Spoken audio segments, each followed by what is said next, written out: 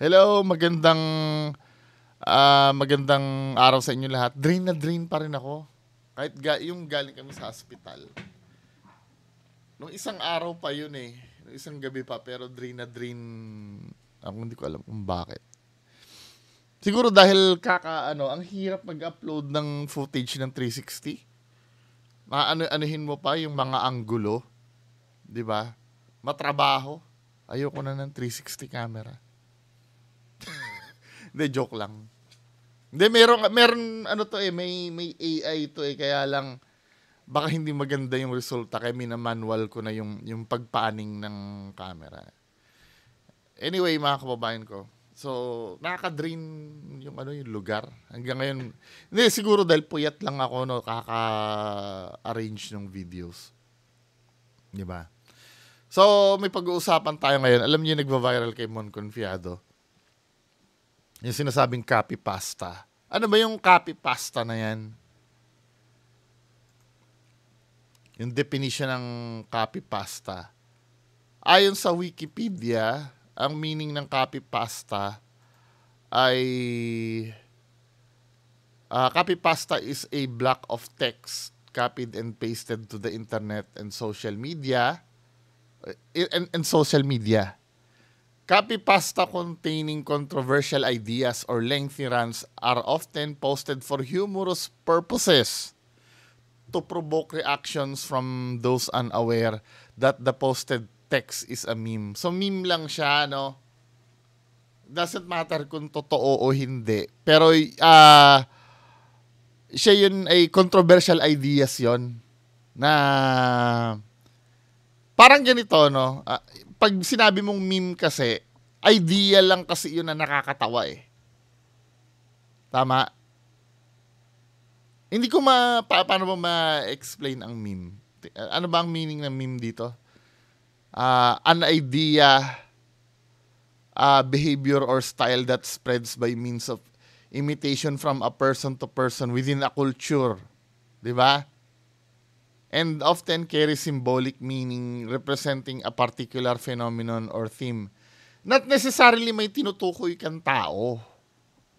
'Di ba? Ang problem kasi dito sa nangyaring copy pasta na to, si Mon Confiado yung ginawang ginawang basis ng meme. 'Di ba? Pero usually, ginagawang meme din talaga yon yung ang basis ng meme ay tao, pero yung idea yung kinukuha mo eh. Di ba katulad nung, halimbawa, hanap tayo ng meme neto.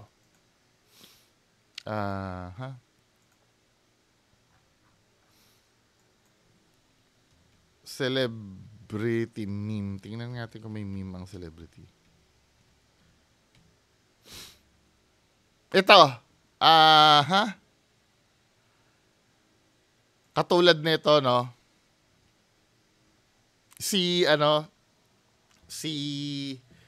Ano name nito?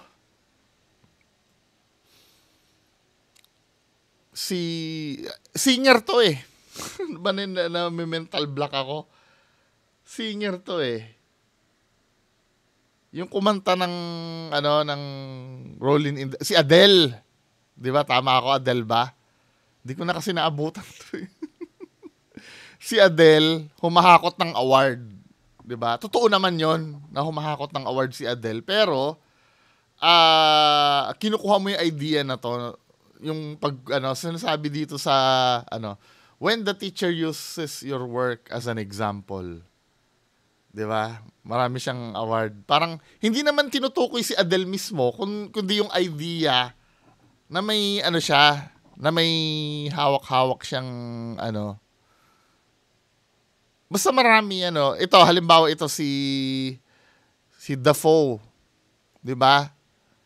Halimbawa kukunin ko itong picture ni Dafoe, gagawin kong meme. 'Di ba? Tapos lalagyan ko ng caption, ganito ang itsura ko pagka nakatanggap na ng GCash sa audience. Pero hindi ko iniinsulto si Dafoe, wala siyang kinalaman. Yung idea lang ng pagngiti niya, parang ganyan ako pag nakadali ako ng GCash sa subscriber. Nagigets yun na yung meaning ng meme. Parang ang copy pasta kasi daw, yung idea lang, kaya lang, ang hindi maganda sa copy pasta kasi walang picture eh. Parang ginawa niya lang, si Mon Confiado, parang ginawa niya lang na basis ng meme niya na hindi naman talaga nangyari yon, yung idea lang nung parang siya lang yung tama ha. Basahin natin yung mismong copy pasta.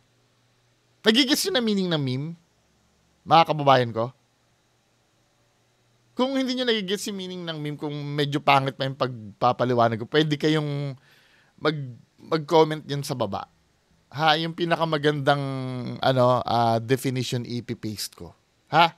Para tulong-tulong tayo magkaintindihan. Ito kasi si Iliad, 'di ba? Ito yung pinost niya. I saw critically acclaimed actor Mon Confiado at a grocery store in Marikina yesterday. I told him how cool it was to meet him in person. But I didn't want to be a douche and bother him and ask him for photos or anything. He said, like you're doing now." Ay, ganun. I was taken aback and all I could say was, "Huh?" But he kept cutting me off and going, "Huh? Huh? Huh?" and closing his hand shut in front of my face.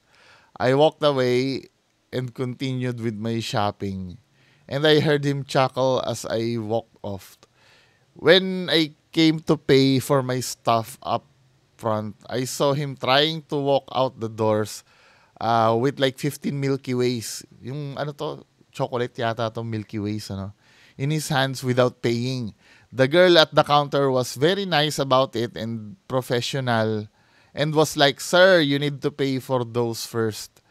At first, he kept pretending to be tired and not hear her, but eventually turned back around and brought them to the counter. Sorry nag-struggle yun. Inaantok kasi ako eh. When she took one of the bars and started scanning it multiple times, he stopped her and told her to scan them each individually to prevent any electrical interference, and then turned around and winked at me. I don't even think that's a word. After she scanned each bar and put them in a bag and started to say the price, he kept interrupting her by yawning really loudly. So ito yung post. Alam mo, kung let's say akong makakabasa nito, hindi ko naman iisipin na meme to eh. Hindi ko naman iisipin na copy pasta ito eh. Kasi sa totoo lang, sa culture natin, wala tayong ganyan-ganyan eh. Kung mababasa ko to, I don't know sa iba kung ang dating ba nito ay magigets. Kasi may mga bagay na ganun eh. May mga, katulad nung halimbawa kayong dalawang magkaibigan. 'Di ba pagka nagkakaintindihan yung magkaibigan, parang alam niyo na yung gagawin niyo. Alam niyo nagbibiro lang o hindi. Yung halimbawa, nagkikwentuhan kayo, Tapos halimbawa may kakwentuhan kayo na isa rin yung kaibigan na yung parang nililigaw-ligawan nyo, halimbawa, ito si RBS, willing daw siyang magbenta ng 10 kambing para sa'yo. 'Di ba? Tapos si RBS naman, hindi naman kayo nag-usap, nagigets ka ni RBS na nagjo-joke ka. Oo, gagawin ko pang 20 kambing pa. 'Di ba? Yung, alam niyo yung biruan nyo, kasi minsan naman, may mga hindi makakagets nun. 'Di ba? May hindi naman makakagets no na pag sinabi ko ay magbebenta si RBS ng 10 kambing, biglang hindi naman magigets ni RBS na nagbibiro ka. Sasabihin niya, hindi nakalaan yun dahil pang tuition ko yun, 'di ba? Nagigets ibig ko sabihin, may mga ganun kasi na kaya lang kasi yan eh, sa Pilipinas kasi hindi naman natin culture ito eh. Ang culture ng mga Pinoy kasi, ang mahilig ang mga Pinoy ay chismis. Lalo na yung involved dito sa copy pasta mo ay celebrity.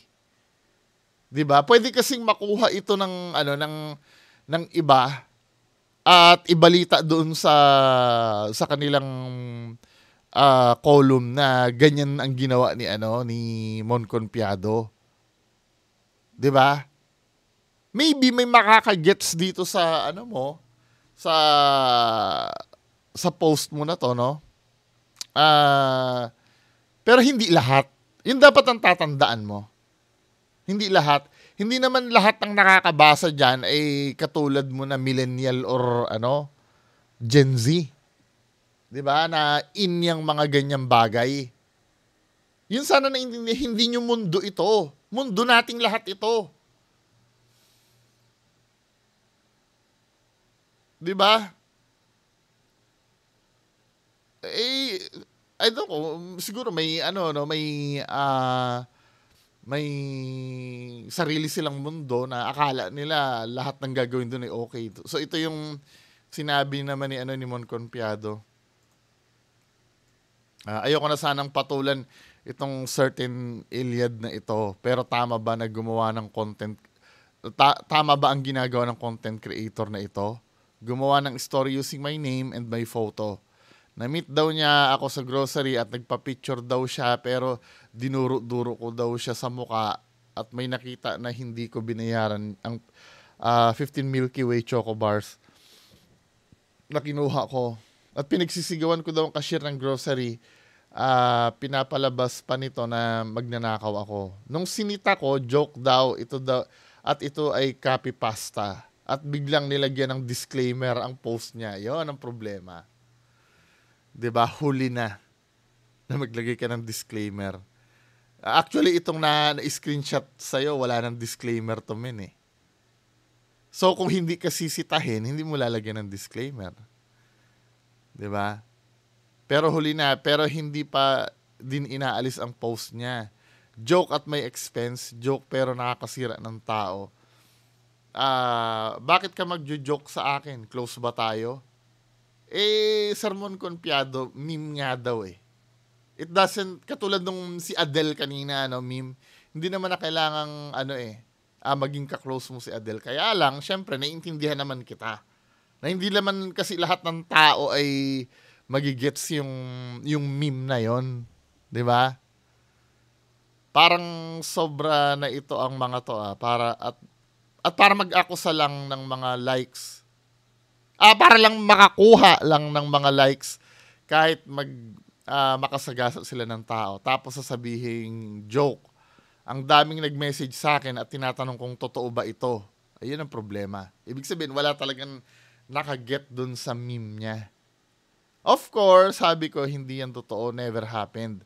At hindi ako ganun tao. At may pagkamayabang pa itong Iliad na to. Nung sinabi ko na ididemanda ko siya dahil ayaw pa niyang tanggalin post niya. Threat daw ba ito? Grabe itong tao na to. Mayabang pa rin Sana nag-apologize na lang ng sincere. Ito kasing apologize niya na to. Nag-apology nga Pero sabi nung Iliad, my apologies. It's not my intention to tarnish your image in any way. Like what they said in the comments, it's a joke. Although I do agree with you that everyone will understand it. That not everyone will. Nga. Pero sana tinake down mo na 'Di ba? Kasi halatang may hinahabol ka pa ring doon Hindi totoo itong apology mo na to 'Di ba? Joke at my expense. Bakit mo ko sisirain at idadamay sa joke mo? Bakit hindi mo i-joke ang pamilya mo? Bakit ako? O pwede nga naman magmimim ka na rin lang. Bakit kumuha ka pa ng risky din Dapat kaibigan mo na lang. 'Di ba? Or ano ang nakakatawa sa joke mo? Sinira mo ang name ko. Now meron ka na disclaimer. And look how bastos you are. Nakita mo ang effect ng ginawa mo at naka-offend ka ng tao. Hindi mo pa din inaalis ang post mo. Do you even realize what kind of person are you? And what attitude you have? then you will say it's a joke kahit makasira ka ng tao. Anyway, wait mo na lang ang legal actions. Madali ka lang i-trace. I mean it. And it is not a joke. Trace, is this a threat? At mga kababayan, tinutohanan po ni Mon Confiado. Ito yung post niya 21 hours ago. Dear Mr. Jeff Leoneroy Bonilla Jacinto Elias Iliad, naway maging aral sa iyo ito at sa ating lahat. Alam mo bang malupit yan? Kalam nyo pipitsugin yung Mon Confiado. Kasi hindi naman major role ang inaano niyan minsan, di ba? Naalala ko nung 90s. Hindi pa ako nabubuhay nung 90s pero doon sa Cinema One, yung mga film, ang laging role nito yung, di ba siya yung driver or supporting. Pero malupit to, men. Di ba? Kung alam nyo lang ang diyan, i-research nyo kung ano yung background ni Mon Confiado. Malupit ito. Akala nyo pipitsugin lang to. Kayang-kaya kayo durugin niya, maniwala kayo sa akin. Di ba? Naway maging aral sa iyo ito at sa ating lahat na ang paggamit ng pangalan at larawan ng walang pahintulot ay krimen. Na hindi lahat ng jokes ay nakakatawa at hindi lahat ng jokes ay para sa lahat. Dapat sana ang joke ay nakapagpapasaya at hindi nakakasira ng tao. I do agree. Diba? Pero medyo lilinawin ko to, yung paggamit ng pangalan at larawan ng walang pahintulot ay krimen. Case-to-case basis. Kung yung larawan na tinutukoy ay nailabas mo na sa publiko at tinutukoy yon para magkwento ng isang fact, I don't think na krimen yun. Nagiging krimen lang yon. Katulad nung ginawa nung Iliad na yun, naggumamit ng larawan mo ng walang pahintulot at ginawa ka ng kwento. 'Di ba? Pero kung halimbawa, kukunin ko yung picture ni Mon Confiado. Ito si Mon Confiado, siya ay isang aktor. Siya ay nagbida sa pelikula na such and such and such. Na wala naman akong sinasabing mali. Hindi naman krimen 'yon. 'Di ba? Kahit mag-Google ka, makikita mo ang picture ni Mon Confiado eh. At pwede mo namang sabihin kung ano yung facts about Mon Confiado. Ngayon, halimbawa, may sinabi ka, ito si Mon Confiado, halimbawa lang to meron naman siya ay nakaaway ni ganitong artista. May talagang kumalat naman talaga na kaaway ni si Mon Confiado na ganitong artista. Hindi naman krimen yun. Totoo naman nangyari yun at nalathala yun eh. Yung ganong bagay eh. Diba? Or pwede halimbawa, ginamit mo yung pangalan at larawan ni Mon Confiado na inilagay mo naman sa isang produkto na wala siyang kaalam-alam. Yon, bawal naman yon kasi ginagamit mo yung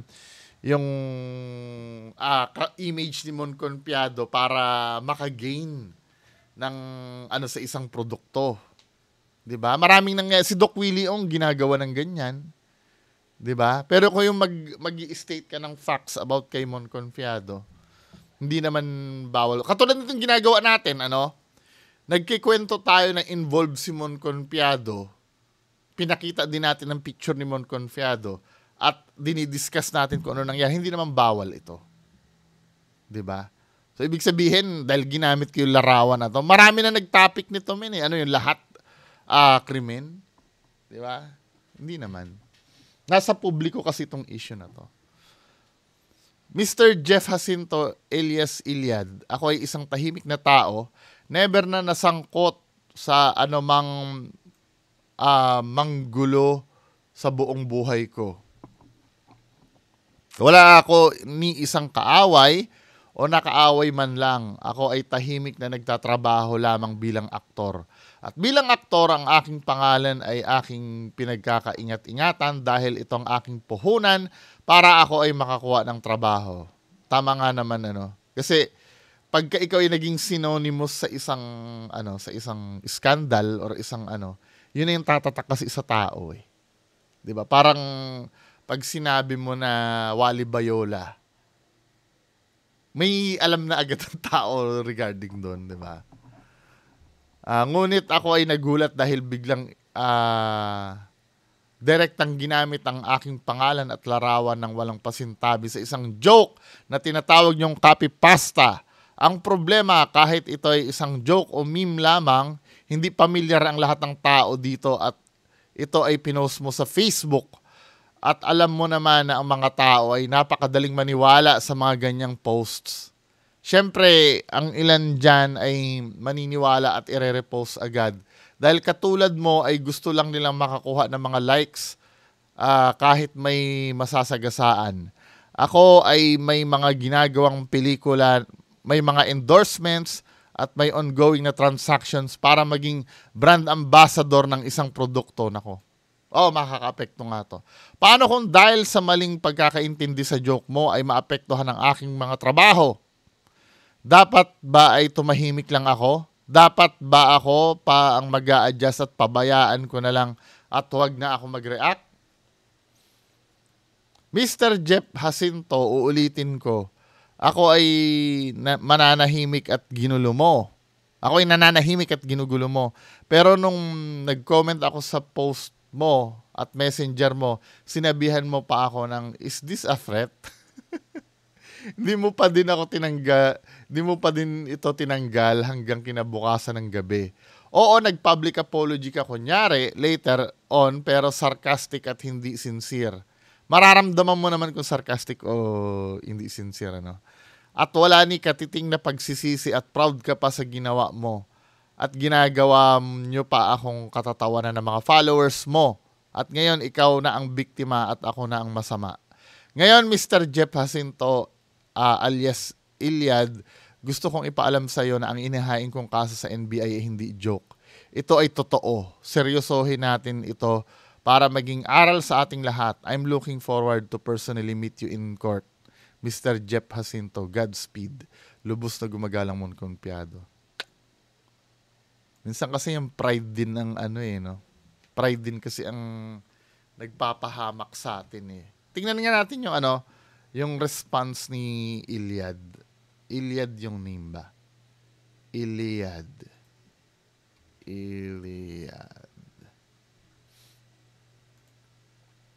Tingnan natin yung post ni Iliad. Parang hindi ko na nakikita yung Nag-disable na ba ng account to si Iliad?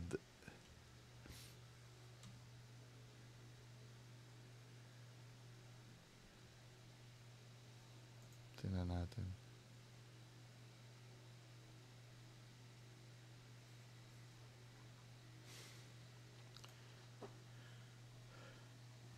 Iliad.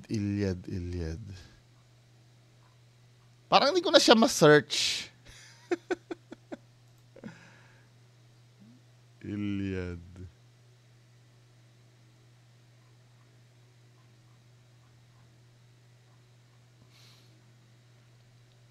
Hindi ko ma-search. Matatag kaya siya?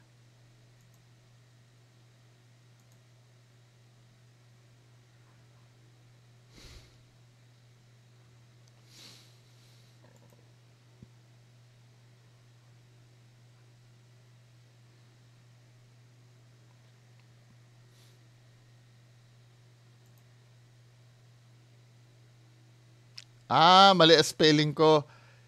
Iliad.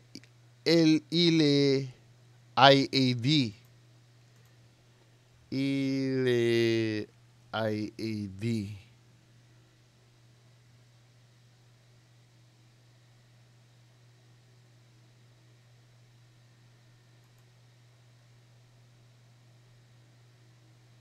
Tapos ito pa may nagsabi pa na the Iliad issue is the reason why we always censor blind item or memes. Cyber libel in the Philippines is used to defend overly sensitive people with big egos instead of going after actual defamatory statements. Imagine Iliad is gonna explain what? Hindi eh. Bakit mo iba-blind item ang meme? Hindi mo naman iba-blind item ang meme eh. Tsaka yung nangyari kasi na yon, ewan ko ba, bakit hindi, ano,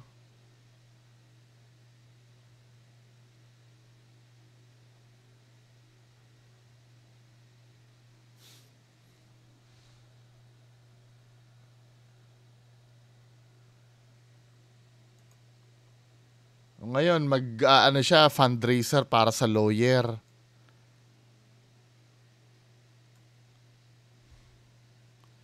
Hate to ask, but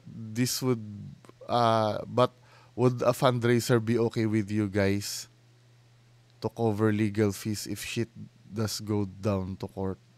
Kasi naman eh. Does GoFundMe even exist over there? It does, yes, but I've seen it used before.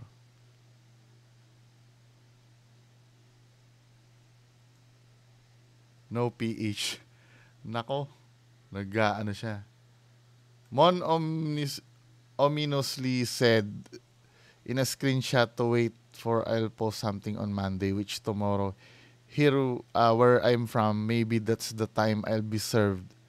And thinking of getting in touch with a lawyer, but I don't feel safe to even go outside my hometown. I already did ask public attorney's office for advice though. Kasi naman eh, ngayon namumroblema na si Iliad. 'Di ba?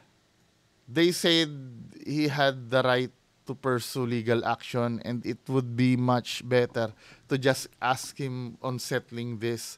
But he'd rather talk to his harassers than me. And that I'm also entitled to a lawyer if I didn't get arrested. If I did get arrested, told me to keep quiet and ask for a lawyer. Wala na. Nahihirapan na siya ngayon. Ang pride mo rin kasi for reference, that amount of money that I have right now is literally just about the average salary of a call center agent. So I'm fucked with the bail money. What about the anti-slap though? Kasi naman eh, 'di ba kung matindi yung ang aanuhin mo pa, babardagulin mo pa yung 'di ba men?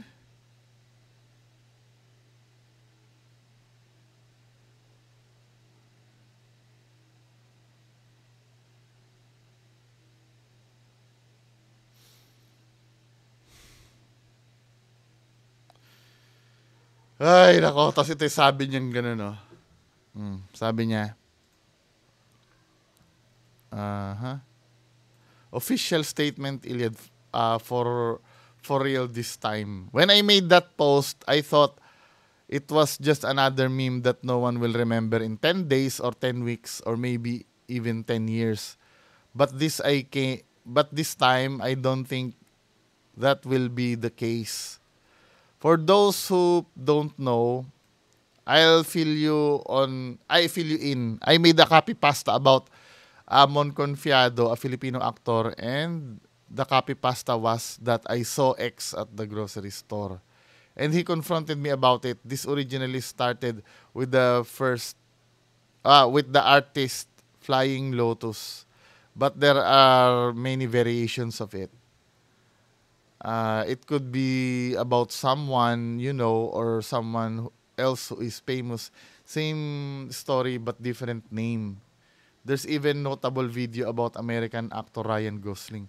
Ang problema nga, 'di ba? Pinag-aaralan mo kung paano gawing meme 'yan, pero hindi mo pinag-aaralan kung gaano ka-sensitive ang mga Pinoy about diyan. 'Di ba? 'Yun ang nagkulang sa ano mo. So I did the same thing with Mon. I thought it would be a harmless joke because I know my followers won't take it seriously and would even be in the joke. Note, this post was exclusive to the Philippines, so no one outside the country saw it until now. But somehow, the man himself caught wind of it. He left a few comments which prompted me to put that disclaimer because I don't want the other people to get the wrong idea. He DM'd me asking me to take it down, but I didn't take him seriously. And I had hoped that would be the end of it. But it wasn't. I woke up to several posts and articles about my situation with my name on it. And that's when I actually took it down. Huli na. Nagtigas-tigasan na ang ulo mo eh.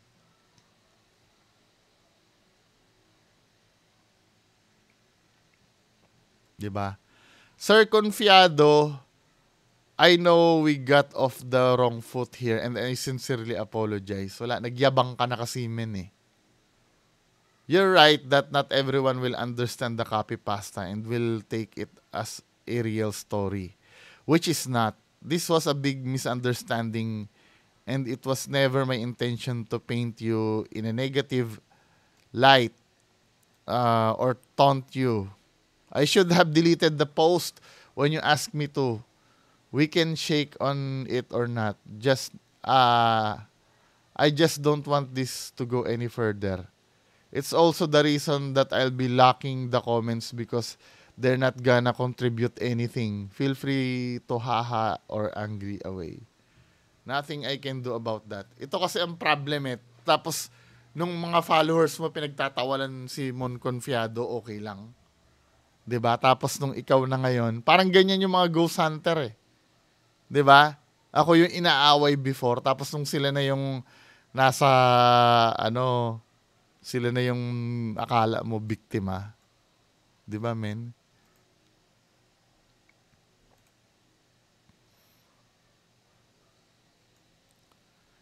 Like anyone else who got cooked before me, I'll be taking a break and hopefully everything simmers down. Once again, Mon, I'm sorry. You're a hardworking actor and I have no ill will against you.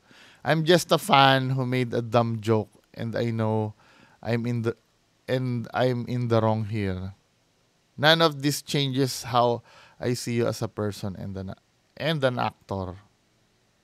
So what did I learn from this? I learned a lot of valuable things, GMRC stuff. But one thing I'd like to share with you all is that international meme culture is almost impossible to adapt with. Huwag ka na magsalita ng ganito, men. Di ba? And it's always my mistake for trying. Either way, there's always gonna be people who won't get it and take it the wrong way. And you simply can't avoid that.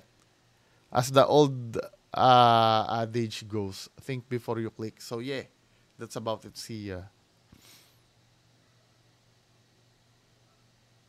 'Di ba? Parang ang sinisisi pa neto yung kultura nating Pinoy eh, na hindi nagigets yung ganun eh. Ipipilit niya pa rin eh. Parang feeling ko nagdadahilan pa men eh.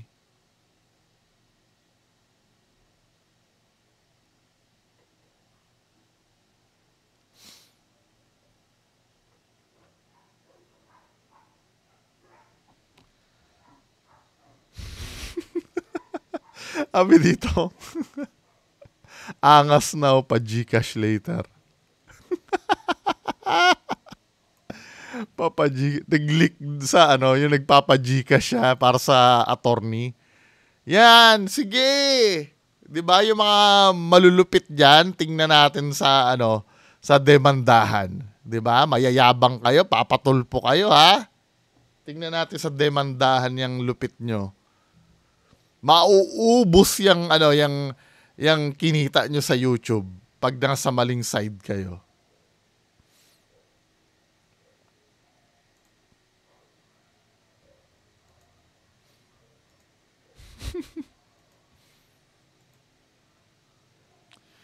Ay, nako. Ano ba bang nag-viral na oh.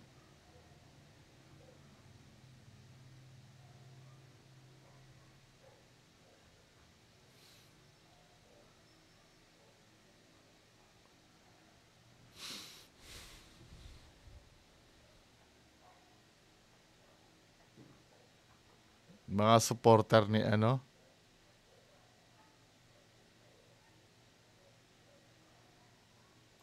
mga to be honest, neutral ako sa issue na to pero ewan na side kay Mon so badly because of reasons. Mali nang binangga si Iliad. Di gagana sa common Filipino humor nila. Hindi, alam naman natin, ano. Tapos yung post pa, ito, hindi ko naman sinasabi na, ano, kahit ako mahina din naman ako sa English eh. 'Di ba? Sa ano kasi, sa pag katulad nito, no, katulad nito, ito yung may meme na ginawa si Roy Sight dito eh. 'Di ba? Ito yung meme na naiintindihan natin. Ito oh. Oh, picture ni Mon Conpiado yan. Mali ka ng binangga bata. Ito yung meme na naiintindihan natin. 'Di ba? Kasi pag ang meme ay ginawa mong ano, ginawa mo sa yung sa type kasi doon sa type hindi mo nakikita ang expression doon eh. Kung nagsasabi ka ng totoo or nagbibiro ka lang. Malawak ang interpretasyon pag nabasa mo lang eh, hindi ano eh. Kahit nga ako ngayon naiintindihan ko na kung ano yung copy pasta na yun. Nung binabasa ko pa rin yung post ni Iliad, hindi ko pa rin talaga naiintindihan na joke yun eh. Eh maybe mahina lang talaga ang ulo ko, no? 'Di ba? Nawala na yung ano, biglang nawalang account ni Iliad. Ito na nga nang hihingi na siya ng sa GoFundMe eh. Para sa ano, sa ayan oh.